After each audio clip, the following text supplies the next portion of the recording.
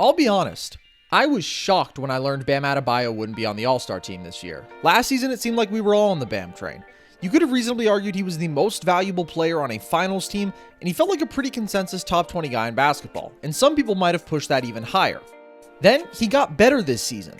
A lot better. But we seem to have forgotten how much we all loved him very quickly. So today, let's get into why Bam is so valuable, how he has improved, and why he was a glaring all-star snub this year. Bam's defense may be his signature trait and the reason he's so special, but let's start with the biggest difference between his game last year and this year. His offense, where we've seen Bam jump from just under 16 points per game last year to 19.6 this season on 57% shooting. Bam's offensive value is twofold. It comes both as a scorer and a playmaker. But let's start with his scoring, where he's improved most on the year. Bam can score in a number of ways. Plop him in the dunker spot and he's an explosive finisher, scoring on a ridiculous 86% of his attempts around the rim this year. The same applies out of the pick and roll, where he's one of the league's most dynamic lob threats and ranks in the 87th percentile. This makes Bam a crazy efficient offensive weapon with a true shooting percentage of around 64, a top 25 mark in the league that is better than nearly 2/3 of all All-Stars this season. But while Bam has improved his efficiency in both these areas, they've been strengths in his game for some time. And while they allow him to seamlessly fit into offense and score quickly, and he's really good at them, they're not exactly All-Star worthy by themselves. But what has taken Bam's game to a different level is his dramatically improved ability to create for himself. Bam was a complete non-factor as a jump shooter last year, shooting a miserable 22% from mid-range. We saw that improve significantly in the bubble, but it was unclear how permanent that improvement would be. Well, it turns out that not only was it permanent, but that it has been extended upon this year. Bam is shooting 41.5% from mid-range this season and 49% on pull-up jumpers as a whole, and has already made significantly more mid-range jumpers in 30 games than he did in all of last season. Bam can get his shot off quickly and in a variety of ways. We've seen him make the occasional spinning fade with his back to the basket, but he does most of his work facing the hoop. Bam does a great job clearing out space for his jumper, utilizing jabs and the ever-present threat of the drive to get the slim windows he needs for his pull-up, which he's really skilled at hitting off balance. This has completely changed his game. Last year, teams could sag off of Bam to try to take away his playmaking. Now he can punish them with his jump shot if they try that, or if he's given a runway, he can still barrel downhill at them because he's really strong too and finish with a floater. Play him tight and he can blow by many bigs, and he doesn't need much space to get off said floater. But it's not just the improved jump shot that makes Bam dangerous one-on-one. He's a tight handle, in my opinion the best of any center in basketball, that allows him to navigate traffic in the paint and put up his aforementioned lethal floater, which he's hit 50% of on the season. Bam's floater was a strength of his last year, but we've seen him use it even more this season, particularly off the bounce, and his all-around jump and skill has him ranked in the 81st percentile as an isolation scorer this season, as opposed to in the 39th percentile last year. For a guy with elite defense, rim running, and playmaking, that kind of value as a one-on-one bucket getter is downright scary, and it makes everything about Bam's offensive game better. But despite his potency as a scorer, Bam is really a pass-first player on offense. He can run offense out of the post, where he's constantly scanning for cutters and shooters. He can facilitate as a screener, either off the short roll or out of dribble handoffs. Or he can just bring the ball up the court himself and effectively run point. He can whip one-handed passes with velocity, and he can deliver the ball with tremendous touch. And while he's no Jokic, he's the next best thing, and his unselfishness is pivotal to his value offensively. But some people might argue Bam is the benefactor of a favorable situation, that he doesn't have the burden of being a first option offensively night to night, which almost every other All-Star bears. There's some validity to that, but I will say that A, Bam excels in his role and has a skill set conducive to being an elite number 2 option, which is more valuable than being an iffy number 1, and B, we actually have seen a decent amount of Bam operating as a number 1 option on the year with all the Heat's injuries, and it was pretty darn impressive. In the 8 games Jimmy Butler missed from January 16th to 28th, we saw Bam average 22.8 points per game and 6.1 assists per game on 54% from the field and 91% from the line, and put on some real shows offensively.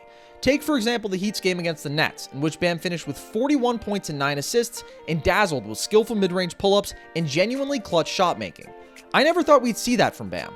We can agree it's not ideal to run offense through Bam as a clear number 1 guy, but I never thought he'd be able to do it at all. And the fact that he can without his efficiency plummeting or his team dying is good enough for me given his tremendous value elsewhere.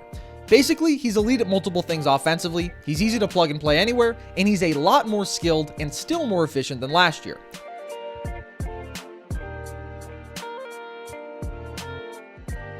The Heat's saving grace this year has been their defense, as they rank top 10 in defensive rating. Bam has been at the forefront of that. He may not be a traditionally dominant rim protector. At just 6'9" with a 7'1" wingspan, he doesn't have Gobert-level tools there, but he's still a really good interior defender. He has elite instincts and quick hands, and is a master of contesting vertically without fouling. He's a very sturdy base and is crazy strong, which means he can still hang with bigger, dominant centers as well as anyone, and he's also a brilliant help defender, constantly aware of when and where he's needed, and an expert at rotating quickly. But Bam's most special trait is that he can switch onto and lock down anyone. He moves his feet better than any big man in basketball, which makes him an incredibly unique weapon and arguably the league's best pick-and-roll defender, something we saw in a big way in last year's playoffs with the Heat's switch-heavy defense. This year, Bam ranks in the 85th percentile in points allowed per possession when guarding pick-and-roll rollmen. An elite mark, no doubt, but he ranks in the 92nd percentile when guarding pick-and-roll ball handlers, easily the best mark of any center who handles as many possessions there as Bam does. Let that sink in. He's been even stingier against guards than big men out of the pick and roll. Unsurprisingly, he's also the only player to rank that highly in both categories. Is that necessarily a huge change from last year? No, but it's a reminder of how uniquely dominant he is on that end, where I believe he's a top 5 player, in addition to his star-level offensive value.